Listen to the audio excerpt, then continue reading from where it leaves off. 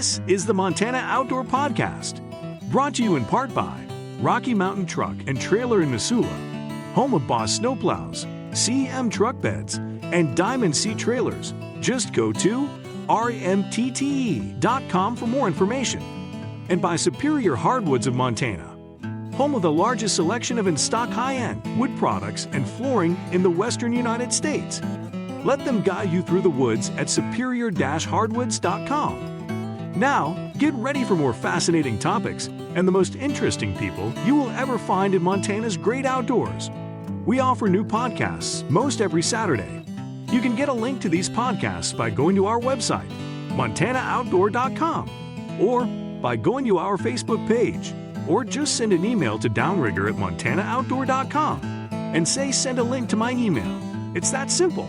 Now let's head out with your host, Downrigger Dale, and see what's going on in Montana's great outdoors. Thank you very much, Manny. Welcome into the Montana Outdoor Podcast studio. So good to have all of you along with us again as we go and do some more exploration of Montana's great outdoors. I want to give a special welcome to the men and women of the United States Armed Forces that are deployed all across the world. It is just an honor that so many of you tune into this podcast, and I hope this brings a little bit of home back to you as you protect all of us all across the world. Also, a big thank you to our wonderful veterans that are listening, and thank you for your incredible service.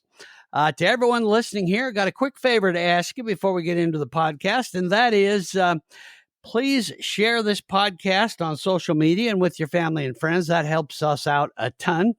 And also, for those of you that would like to see this on video, that's something new we added just a few weeks ago. So the podcast is now on video, and you can catch that on YouTube. And I'll put a link in the podcast description there for those of you listening in audio if you want to listen later in video, because we'll see if we can share a few pictures and things as we go along. And sometimes you get a kind of an interesting view of different things that we talk about here.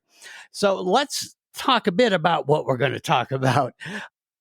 Last week, we had on Steve Darlington, and he is with the Bureau of Reclamation, and we were talking about Fresno Reservoir and water levels and all kinds of things as they continue to try to get all that done on the failure of the St. Mary's siphon and the Milk River project, and pretty complex, major project. And as a result, one of the things in our discussion we talked about, and I'll put up a picture of this, but Steve had shared a picture of a pretty large whirlpool that had formed as they're dropping the level of Fresno Reservoir. And we started talking a little bit about, how that might affect some of the fish populations, and especially since, we've got drought conditions on top of other things. So will that affect? And our guest today, his name came up in that discussion. His name is Cody Nagel, and he is a fisheries biologist for FWP. And he said, Cody's probably going to be a better one to ask. And I had already had a message into Cody about that. So let's bring Cody in. Cody, thank you so much for joining us. I know you've been busy with all that you have going on. Before we get into all the health of our fisheries around the Region 6 and the area that you cover in the kind of the Havre area and across the High Line, tell us a bit about yourself, what you do for the FWP and all that. Yeah, well, thanks, Rigger. I've been with Montana Fish, Wildlife, and Parks in the Havre area as the fisheries biologist since 2008. I cut my teeth and was introduced to the recreation and fishing world back in North Dakota. I grew up in Bismarck, so fishing that Missouri River system, that's kind of where I piqued my interest in fish and carried that through a career with FWP now. So, yeah. Mm-hmm.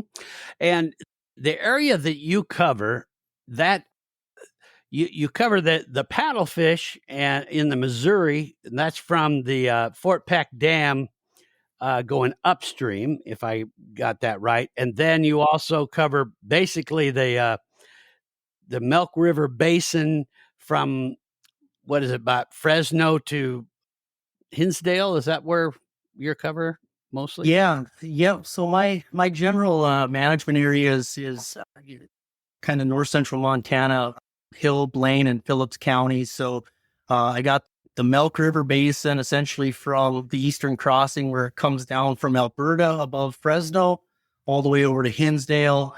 And then, all the streams and creeks and the Bear Paws and Little Rocky Mountains, all the pond fisheries up in this area. And then, yes, that paddlefish population above Fort Peck Dam. And we're going to talk a bit about paddle fishing, see how that season's been going in that. But let's first get into talking a little bit about that discussion that I had with Steve Darlington and Fresno Reservoir.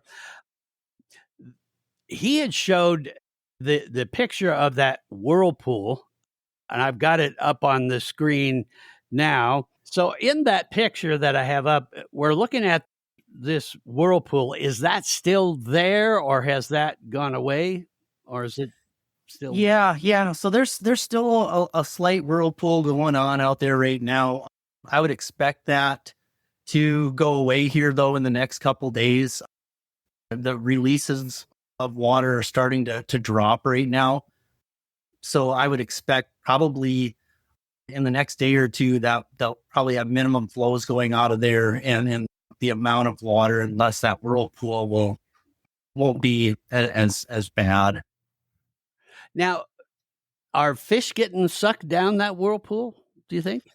And we've seen this on a lot of our reservoir systems, when whether it's a high water event or a drawdown scenario, there is some level of fish loss or flushing that will occur, whether it's over a spillway or through an outlet structure. I mean, fish sense that pull of that water, which kind of will attract them.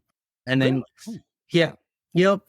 And then you're dealing with different sizes of fish. Right now, with it being kind of early or late spring, early summer, I mean, we have some small fish in the system yet that were just hatched this spring. So, they're not as strong as swimmers. So if they get sucked into that, it's very hard for them to swim out of it. Larger fish, though, they might be able to swim out of that and thus avoid getting flushed out of the system. So would they survive going through that whirlpool? Yeah. So the one thing that's unique with Fresno is it doesn't have electric hydropower on it right now. So you don't have those turbine systems in there that sometimes can chop or disorient fish. There might be some level of mortality, but it wouldn't be as high as, say, a dam that has, maybe some turbine system or a hydroelectric system. Okay. Yeah. So they would take kind of a wild ride and then what? Just end up in the milk there? Yep. They'll end up just getting released down into the Milk River. The only time that I've physically seen any sort of fish kill through that dam system is like early in the spring, like when there's still ice on the reservoir, the water's deep, and there's kind of a barometric barotrauma that occurs where those fish get sucked down, and the pressure is what ends up being the mortality of it, not necessarily the trip through the dam. And so when we see a whirlpool like that, I start getting comments from anglers, and I guess and I love all of you that listen, don't get me wrong, but I kind of classify some of you anglers as glasses half full, some are the glass is half empty or completely empty. And, some people say, oh, well, that's going to suck all the fish out of Fresno. We aren't going to have any more fish in there. And do they really have to do this? And I think Steve pretty much answered the question of, do we really have to do this? I mean, they've got to get water down so farmers can irrigate. We just don't have much water coming into the Milk River from the St. Mary siphon, because that blew up, a little less than a year ago. And so, you got to do what you got to do. The farmers we got to have our crops. In fact, from what Steve had said, they're probably only going to get water for about the first cutting and that's going to be about it, just because combine the drought and the St. Mary's siphon issue. And so tell us a bit about how you feel the overall health of the fish population is in Fresno, given the challenges we got going on here. Yeah. So, and that's a good question. I think you almost have to take a step back first and just kind of see how that reservoir has historically been managed, water operations wise, and kind of the age of that reservoir, the amount of sedimentation that has occurred over the last 100 years. One, we're dealing with a reservoir that's lost a third of its storage capacity. It's not as deep as it once was when it was originally built. But then on top of that, on average, that reservoir usually is drawn down about 20 plus feet every year. And that usually occurs in August. A little bit different scenario this year. It's down about 30 feet right now. Probably going to lose another couple of feet yet before it's all said and done. But it's a little bit different in that historically when these big drawdowns occur, it happens in August or September, and then you have to go through an entire winter under these low pool elevations. This year, with that siphon being repaired and hopefully water getting moved here in the next few weeks, we're actually going to get to see, a refill of some sort happen through the summer into the fall, which will set things up going into next year better than it has historically. So I guess, there is a silver lining in all of it, but there will be impacts for sure. Yeah. And to deal with those impacts, have you guys had any plan? Are you going to do any kind of extra stocking into that reservoir, things like that? Yeah, so there is a plan. We'll see. We're going to watch and see exactly where we end up with our pool elevations here in the next couple weeks.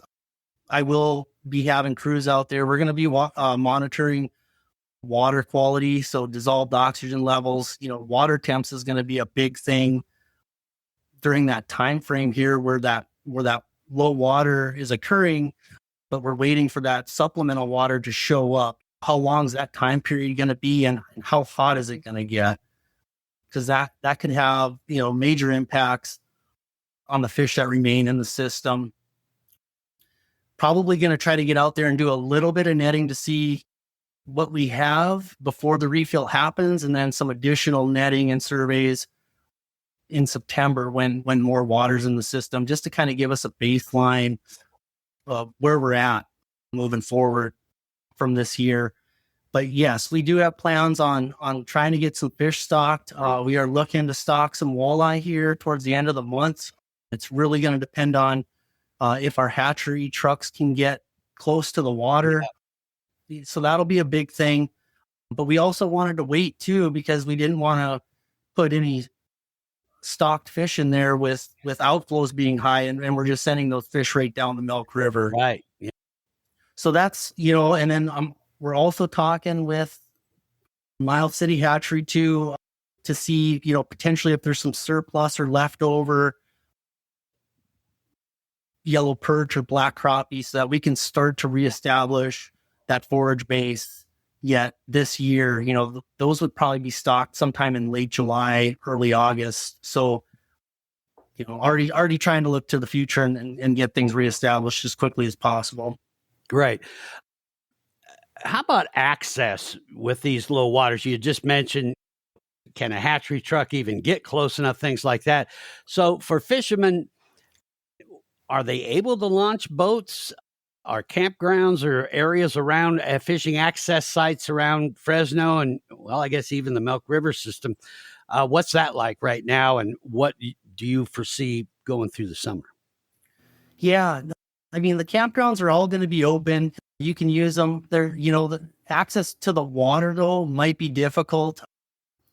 When the water does get this low, it gets really mucky down near the water. You sink really quick, but you can still get to it. Boat access is going to be difficult, though, probably for the next month and a half to 2 months until some of that supplemental water hits the system and that refill begins. Oh, but yeah, I would say access is going to be marginal at best here for the next couple of months. Yeah. Yeah. You know, I, as an angler, you can give it a try, but there's going to be some challenges. Like you say, you're going to sink into soft ground, things like that. You need to be pretty careful with those kind of things. So I guess overall, maybe is it a better idea for anglers to kind of pick another spot for a month or two until things get stabilized? Yeah, that probably wouldn't be a bad idea, at least on Fresno. I think access on Nelson will be okay for the summer. But yeah, Fresno's going to be a little more of a challenge. So let's talk a bit about Nelson. So like you say, Nelson might have some effects there as far as some accessibilities and that. One thing that Steve Darlington had brought up is Nelson has a bit of advantage in that it kind of has its own little what did he call it? Kind of its own little area that holds water within the reservoir. So it might get through this drought at time and all this water takedown time a little better. Would you concur with that? Yeah, and Steve nailed it. It kind of has a natural conservation pool. Yeah, there you go. Where they just how Nelson lays out. There's a pretty significant amount of water that they just can't get to just based on how it's laid out. Another silver lining with some of these drought years is that it gives these reservoirs a chance to establish some really good terrestrial vegetation up in that littoral zone in those shallow water areas, so that, it kind of sets the stage when the water does come back. There's an enormous amount of terrestrial vegetation that gets inundated with that water, which just makes a huge boost to the entire water system in that fish community. You'll see better spawning habitat and this trophic upsurge, macrophytes, zooplankton, and you get this baseline established for young fish, which leads to better growth rates and a better overall fish community in the long run. Okay. So like you say, there are a few silver linings around this. How about the Milk River area, for the area of the Milk River that you're covering, that basin there? How is it holding up with the challenges of drought and the whole St. Mary's siphon issue and that? Tell us about that. Yeah. So the Milk River, you almost got to break it up into a couple different sections. There's a lot of low-head dams and weirs. Fresno is an on-stream dam, where when you move down to Nelson, it's kind of off-stream. It's not on the Milk River. It's kind of off and gets fed through a canal system. That's where that gets supplemented. But, below Fresno Dam, we still have a lot of major tributaries coming out of the Bear Paw Mountains, out of southern Alberta, southern Saskatchewan, that are going to, maintain flows below Fresno Dam through the summer. So I'm not too concerned about that. That's actually a pretty good fishery. Below Fresno Dam, you're looking at high densities of walleye, northern pike, smallmouth bass. And then as you move down through Dodson and into Malta, then you start running into like a catfish fishery and a bunch of other species that come out of the Missouri River up into the Milk. The one section of the Milk River that we've been keeping a really close eye on is that stretch upstream of Fresno that really relies on that supplemental water and Mother Nature. And we just, last year, that section of river essentially went dry. And that river is made up of a lot of native species, long-nosed suckers, flathead chub, sauger, burbot.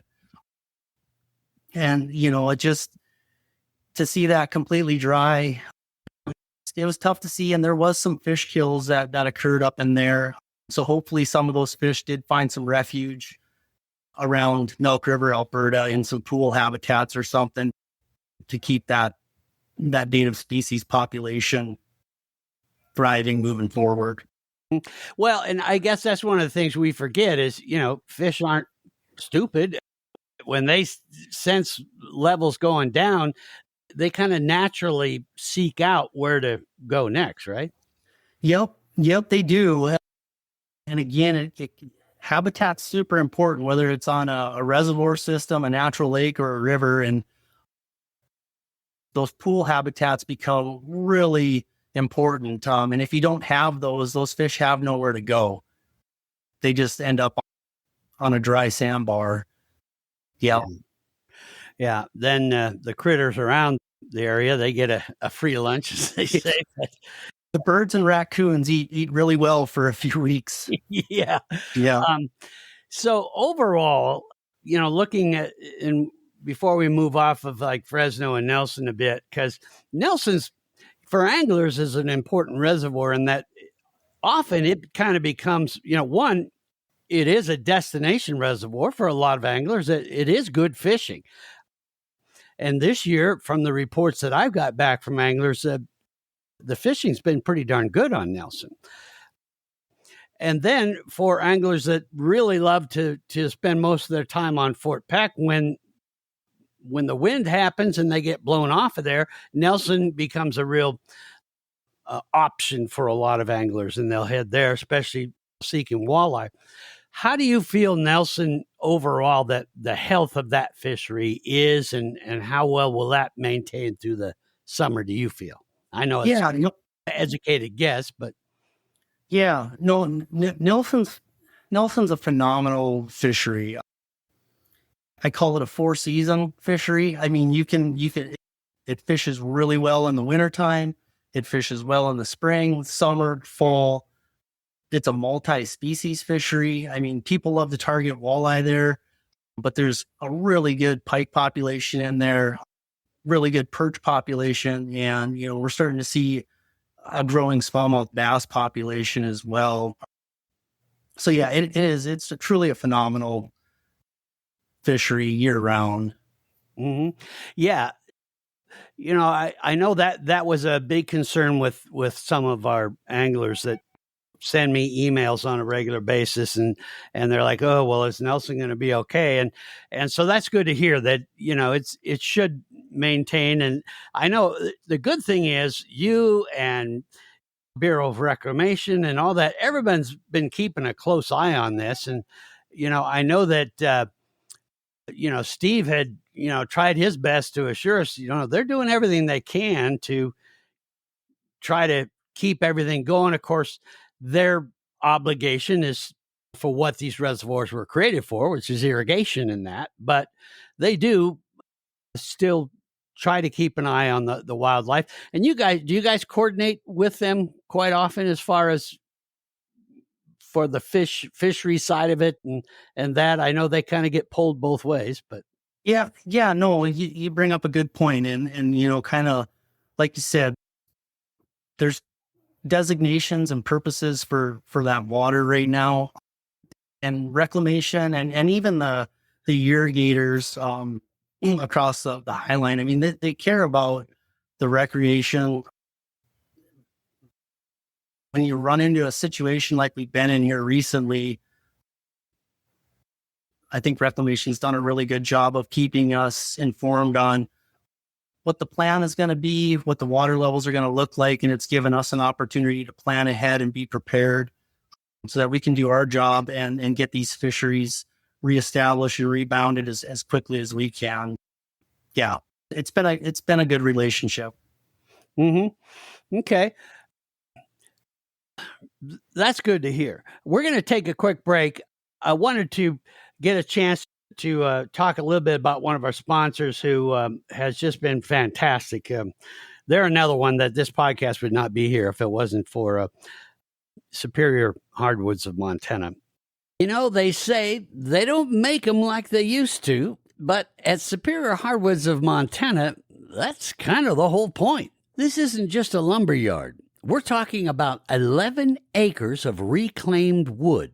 Wall paneling, flooring, trim, beams, slabs, you name it. Every single piece has a story behind it. Old barns, historic homesteads, long-forgotten factories. This wood has been places, and now it can be part of your story too. Maybe you're building a home, remodeling a room, or just putting together that dream project you've had on the back burner. Superior Hardwoods of Montana can help bring it to life. They can even custom mill it to fit your exact vision because real craftsmanship never goes out of style. And here's the thing, you're not just getting character and beauty when you choose reclaimed wood, you're reclaiming American history. You're giving something old a brand new chapter with values that never go out of style. Reduce, reuse, recycle. Whether you're a contractor, a weekend DIYer, or someone who just loves a one-of-a-kind piece of wood, Superior Hardwoods is open to the public and ready to help. Exotic woods, live-edge slabs, pre-finished and unfinished flooring, it's all in stock and ready to go. Need help picking out the right material? Just ask. Their team has been doing it since 1977, and they know how to guide you through the woods, literally and figuratively. Swing by their beautiful showroom at 5120 Highway 93 South in Missoula, or check them out online at superior-hardwoods.com. I promise you, you'll leave inspired. That's Superior Hardwoods of Montana. Local, knowledgeable, family-run, and ready to help you build something that lasts. Let them help guide you through the woods at superior-hardwoods.com. Superior Hardwoods of Montana. Go see him. We are back here on the Montana Outdoor Podcast. Cody Nagel is my guest, and we're talking about the Milk River Basin, talking about Fresno and of course, Nelson and that. I want to shift gears a little bit, Cody, and talk about paddlefish.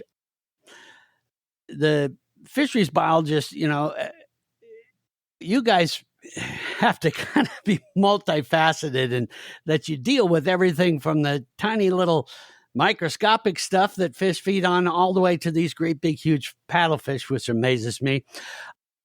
In the Missouri River, you as I mentioned before, your main area is from Fort Peck Dam upstream. Now that season got underway May 1st and ends June 15th, correct? Yep, you're right. Okay.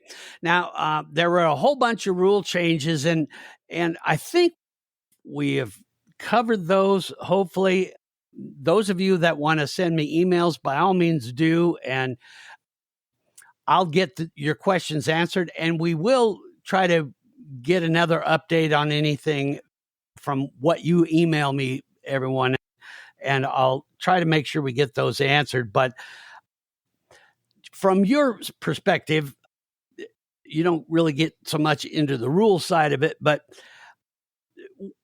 what was the reason for the major rule changes as far as what you were explaining?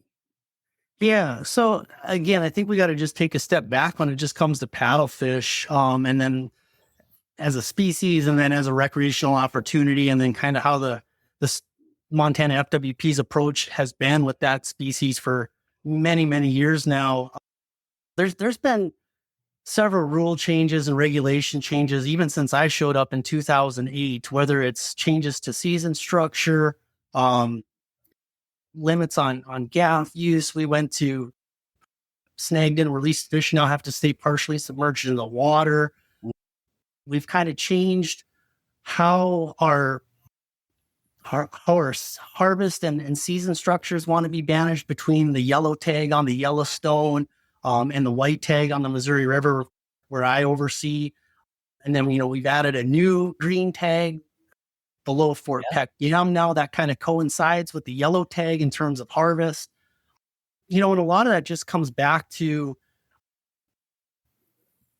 a long-lived species, an iconic big river native fish that anglers can still enjoy, and trying to balance sustainability of that population moving forward, given some of the challenges that they have just in terms of reproduction and all these other requirements that need to be met for them to thrive, while also allowing anglers the ability to go out there and enjoy them, whether that's to harvest the fish, the opportunity to harvest a fish, or the opportunity to go out there and snag and release a paddlefish. Yeah. So that's the balance, and a lot of our regulations and rules center around that.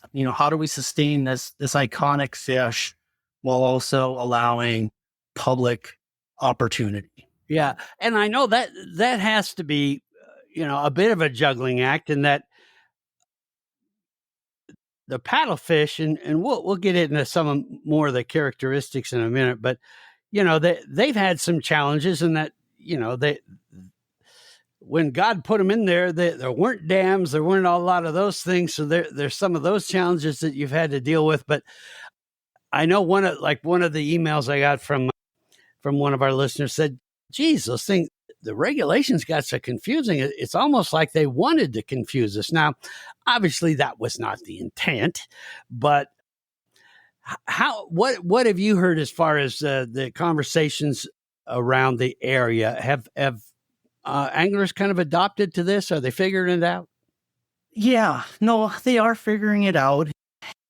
And, when we do regulation changes and stuff, we try our best to make sure there's some consistency between the different snag fisheries and populations. But at the same time, there's also certain circumstances where, what might work on the Missouri River above Fort Peck doesn't work for the Yellowstone. So, there might be a little bit of deviation from time to time, but our intent is never to make things more complicated. If nothing else, we're trying to make it easier and more comprehensible and understandable. So people can just go out there and enjoy the opportunity rather than worrying about all the regulations. But sometimes that's hard to balance. Yeah.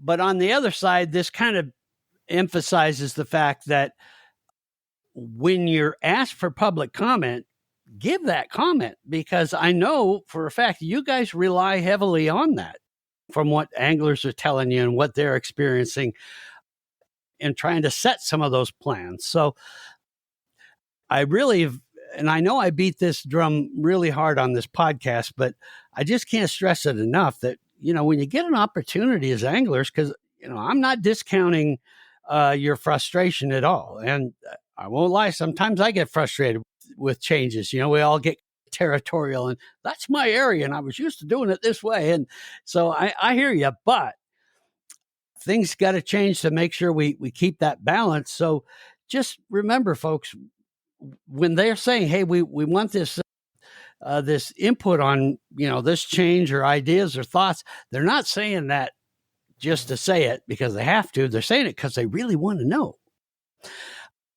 I know that I'm sure, get comments in that. Those are helpful to you, right? Yeah, no, for sure. And you hit the nail on the head right there.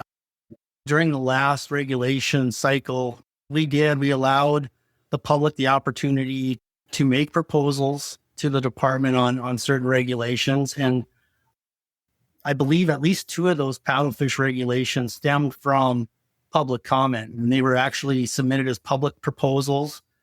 FWP looked them over and said, yes, these make sense both biologically, and we carried them moving forward, and they were moved by the public. Mm-hmm. Yeah. Overall, how has the paddlefish season gone? And do you have an idea as far as where you're at quota-wise for your area? Yeah. The paddlefish season has, it's been okay. The one thing that we really ran into, at least on the upper Missouri River this year, is we kind of came in with some low flows, which kept the fish down near the headwaters of Fort Peck, and they didn't come up the river until about the second week of the season. And then flows jumped a little bit to about 10, 11,000 CFS, which usually gets the fish up around the Fred Robinson Bridge area. But then the flows kind of just went flat right at that time, about the third week of May. And anglers did really good for about a 3-4 week period there. And now we're starting to see flows go back down again. I think we're right around 7,000 CFS.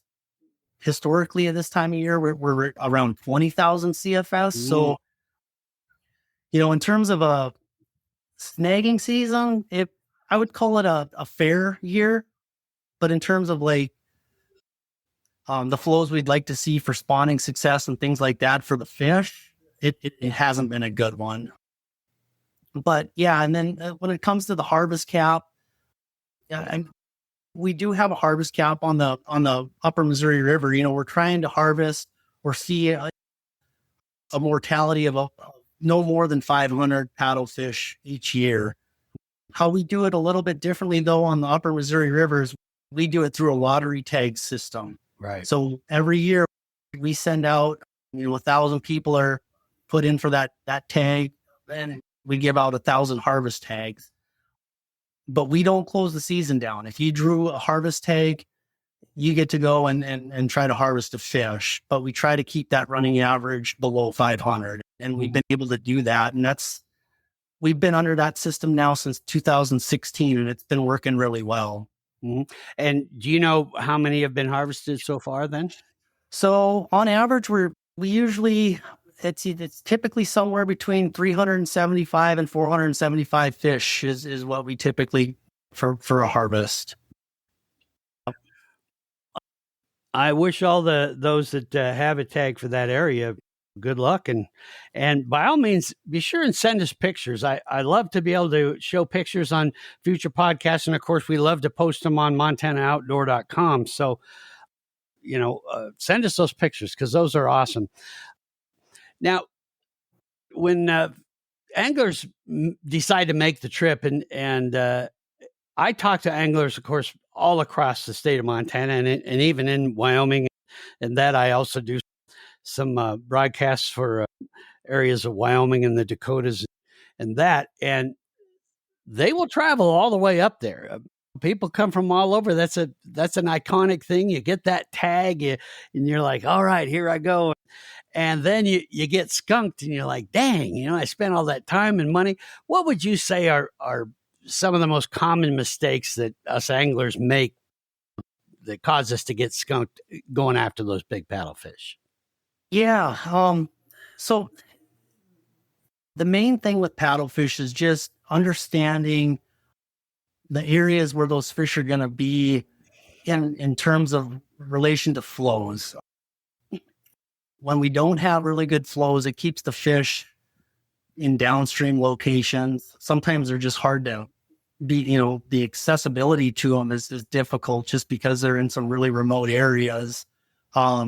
And then just trying to time up the flows with some of those access areas along the Missouri River. I mean, that's probably the biggest thing is just being where the fish are. Because, especially if you don't have a boat or something like that. Yeah. Yeah. It can be a challenge, but it's sure an exciting thing when you can land a massive fish like that and see them. They are a fascinating fish to me. How long have they actually been in the Missouri River? I would say they've been in the Missouri River about almost as long as the Missouri River's been around. They have fossil records that date back millions of years. I've seen the number fluctuate from 70 to over 150 million years. They've been around. Probably the biggest unique thing about that paddlefish stock above Fort Peck is, to my knowledge, it's the farthest north and westerly population in the United States. So, and it's an isolated population. So if what's there is there, we don't get fish coming in from other rivers or sections. It's an isolated population. The other thing that's really cool about that Fort Peck stock is it's completely wild. We've never stocked paddlefish. Really? I didn't know that. Not in Fort Peck. Nope. That is a completely wild stock. And we want to continue to manage it that way. That long-term sustainability on a wild stock of fish. Okay. Yeah. All right. I want to take one more quick break here. And we're going to chat a little bit about Rocky Mountain Truck and Trailer. Truth is, the Montana Outdoor Podcast wouldn't exist without their incredible support. And if you've been enjoying these episodes each week, maybe it's time to support the folks who help make it happen. So here's the question. Do you need a trailer for work, for hauling gear to your next adventure? Or maybe a new truck bed to help keep your life organized, whether it's for work or play? Well then, go see the folks who already get what you're about.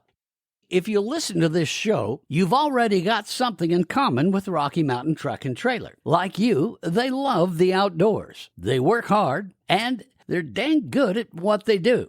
Their job? Helping people like you get your work done faster so you can get back out in Montana's great outdoors.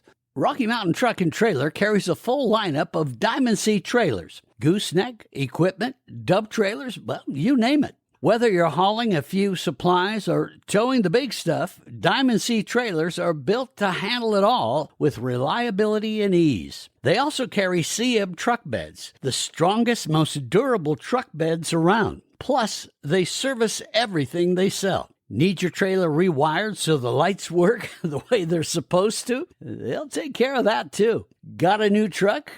They'll get you set up with the accessories you need, installed and ready to roll. And don't wait until the last minute to schedule your trailer service. Do that ahead of time so your gear's ready to go when you are. They also stock a huge selection of parts for Boss snowplows, CM truck beds, and Diamond Sea trailers. And if it's not in stock, they'll find it. Need financing? Well, they've got you covered there, too. Need a gooseneck or fifth wheel hitch for that rodeo trip or family outing to the great outdoors? Yep, they install those, too. Rocky Mountain Truck and Trailer. They're in Missoula at 5680 Expressway. You can call them at 406-549-4243 or check them out online at rmtte.com. That's Rocky Mountain Truck and Trailer, rmtte.com. Now let's get back to what Rocky Mountain Truck and Trailer helped create, the podcast. Back here on the Montana Outdoor Podcast, Cody Nagel and I have been talking about all kinds of things that go on there in the Milk River Basin and Missouri and all that. Before we get off the topic of paddlefish, which, like I said, it's just such a fascinating fish, what do you find as a biologist some of the more interesting things about that, I guess, kind of a prehistoric fish? Yeah, to me, one of the biggest things is, well, two things. One, how old they can live. I mean, every year we ask anglers to voluntarily submit a section of the lower jaw on these fish from the harvested fish anyway. One of that, the biggest component of that is to see kind of what the age structure of our population is. And what we're looking for there is we want to see young fish coming into the system. These fish don't sexually mature until they're teenagers. Females don't become sexually mature till they're about 16, 17 years old. Males about 9 or 10. So we're looking at, how many young fish are coming into our population, but, also do we have old fish in the system? And every year we see a handful of fish that exceed 60 years old. Last year we saw a fish that's 72 years old. Ooh. And to think, like as a biologist right now, there's possibly some fish that are going to hatch this year and recruit into the population. And I am going to be buried in the ground and those fish are going to be swimming, 40, 50 years from now. I won't be here, but they will be. So that's one really interesting thing about the fish. The other is, you look at the Missouri River and you're sitting there along the bank and you're watching all this turbid, muddy water coming by you. And to think, here's all this water. It looks like, how would you notice a difference in 1,000 CFS one way or the other? But these fish can detect that. I mean, the slightest changes in flows will make these fish migrate one way or the other. If the water's dropping a little bit and they don't like it, they'll move back downriver. If there's a little bit of a bump or a rise, they will shoot upriver. They can travel 15 to 20 miles in a day. It's just, they're a phenomenal fish. Yeah. Yeah. Wow. And I guess being around that long, millions of years, they got to figure it out by now. Yeah. I had no idea. I mean, they're almost similar to people as far as how long they live and maturity and all that stuff. That's interesting. I had no idea that. So they got to survive a long time before they can even produce young then. Yeah. And that's one of the big challenges, as a biologist is, and again, when we're looking at the recreation component and allowing folks that opportunity, we're balancing the longevity of these fish. They don't reproduce successfully every year. I mean, they try to, but they need a lot of conditions to align perfectly to see, good year classes produced. And we have seen that a handful of times in the last 15 years. So they're still reproducing, they're still doing okay. But we always keep a close tab on, what's being taken out through harvest, and other mortality events. And then what's coming in, what's the next year class looking like? What's the future look like? Because that's really important. It's amazing. It's cool that we have those fish. So many people, we have viewers and listeners from all around the world, and that fish probably gets the most response from people that don't live near Montana and even live in different countries that go, what in the hell is that thing and how did it get in the river? It's just such a unique thing and different. We're kind of lucky to have that fish, aren't we? We are, and some of the listeners that have probably, have handled or seen a few of paddlefishes, no two look alike. There is a lot of differences. You'll see some really dark black ones. You'll see light ones. You'll see some with freckles all over them. There's a lot of individualistic characteristics from one fish to the next. So it's pretty cool. I mean, you catch a perch and they all look the same. Perch. For the most part. But these paddlefish, they're unique for sure. Wow. One of the things before we go, I wanted to touch on, we talked a bit about the Milk River and your area and that, but I wanted to get a little more information about that for our anglers that may have never thought about, fishing the Milk. I like that area. I do. I think it's unique. It's such a fascinating river. A lot of people don't realize that's the second longest river in Montana. A lot of people don't know that one. Missouri, of course, being the longest. What, in your area, where would be the best spot for anglers to have luck if they say, well, I don't care what I catch, I just want to go catch something? And then talk a bit about all the different species that they can find in that river. Yeah. So your best angling opportunities are probably going to be from Fresno Dam downstream to the confluence of the Missouri River. We do have several fishing access sites along the Milk River. The Tailwaters FAS below Fresno Dam. There's a wildlife management area that you can access right around the Havre area. There's a fishing access site in Malta. So, anglers will have to do a little bit of research. A lot of the land is private, but, stream access law does apply. So if you're willing to wade, you can fish different stretches of the river. I would say those upstream areas around Fresno Dam down through Harlem, you're primarily looking to catch probably, pike, walleye, smallmouth bass. But as you move downstream, you can run into a lot more different species, catfish, possibly sauger, maybe some burbot, but you're looking at like buffalo species, gold-eyed, drum. You just never know what might be on the end of your line once you get past Malta on the Milk River. But yeah, it's a really it's kind of a hidden gem. I think some of the access difficulties intimidate a few people, but if you're willing to put in the time and just kind of see like, hey, where can I legally access it? And you can find a couple of pools and holes and some good areas, you can have a lot of success on it. Yeah.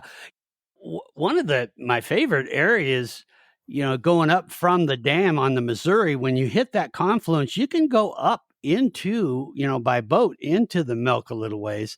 And where that kind of all comes together and then going on up, that can be some really good walleye fishing at times. Really good. So that's a fun place to go. Yep. Yeah. So I encourage you to discover this river and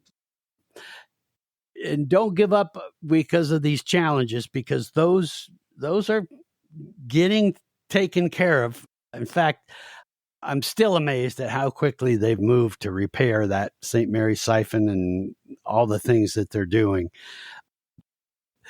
Do you see any kind of challenges that may happen when they are able to turn that back on and get the flow going? Is that going to confuse fish at all, or what do you think is going to happen with all that?